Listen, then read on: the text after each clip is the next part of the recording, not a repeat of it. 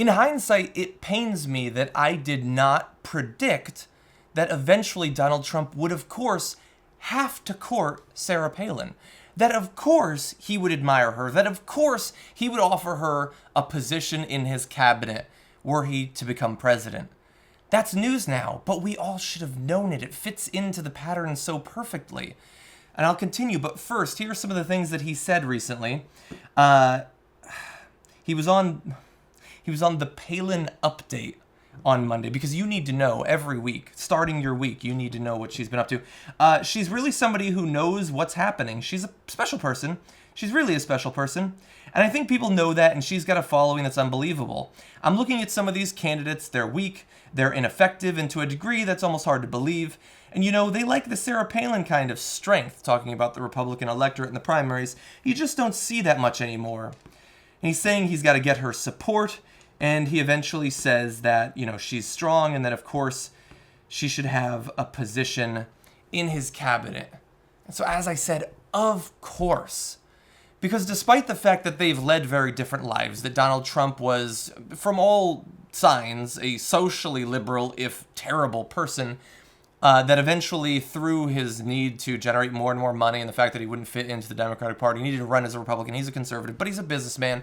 And she is a, by her own choice, failed governor, failed vice presidential candidate who was tapped because she was from Alaska and she was kind of attractive. And for whatever reason, she has charisma, despite the fact that when she speaks, she says nothing and never has.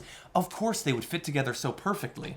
And so you don't have to worry about this actually happening. She's not going to get into his cabinet because he's not going to have a cabinet, because he's not actually going to win the Republican primary.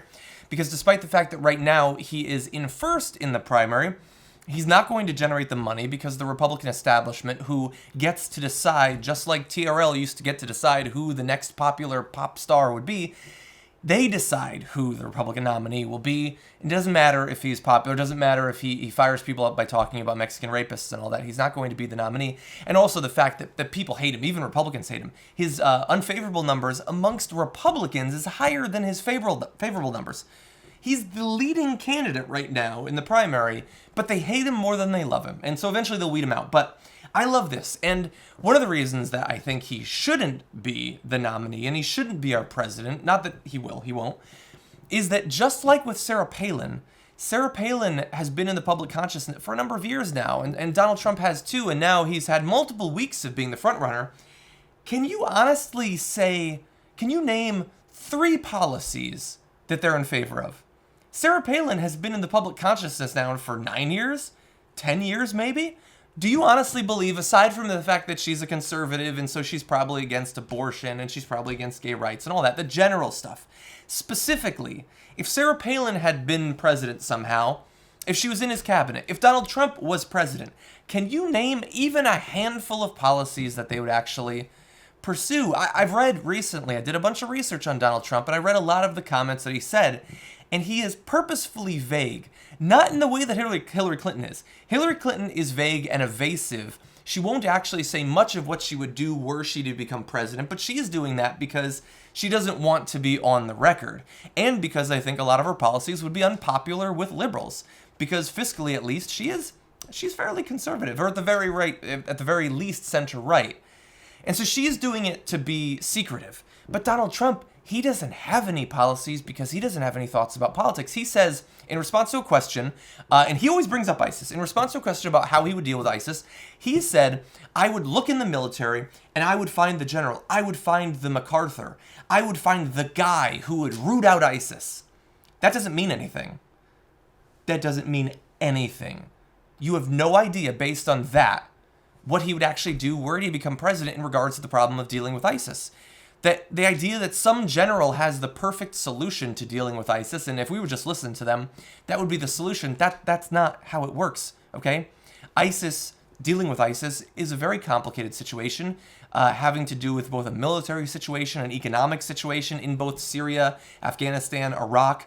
The fact that they've gotten the support that they have has to do with a combination of historic disenfranchisement that they've had in that region, that combined with the difficulty in getting a job in these countries, even finding food in these countries, all of that, the web of support that they get from different countries in the region. the the different sects in Islam fighting each other.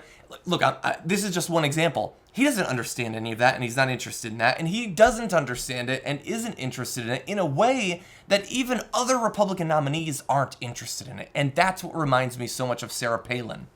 That when it comes to the economy, they don't have beliefs.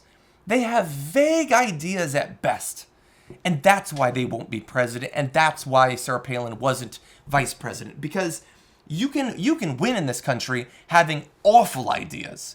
You can win in this country having policies that you prefer that would be terrible for millions and millions of Americans. But at the very least, you gotta have those policies. George W. Bush was a simpleton in many ways, and maybe a lot of the things that he pushed for were pushed by Dick Cheney and everything. He was willing to subjugate his mind to the mind of another, but at the very least, he had some ideas about what he wanted to accomplish as president. Donald Trump does not have that. Wanting to build a wall, that is not a platform, okay? Thinking that Mexicans are rapists is not a platform, and thinking that there's another MacArthur in the military, that is not a platform. And so, of course, Donald Trump and Sarah Palin are working together. You rub both of their brains together, you couldn't start even a small fire. And you certainly can't start a successful run for the presidency.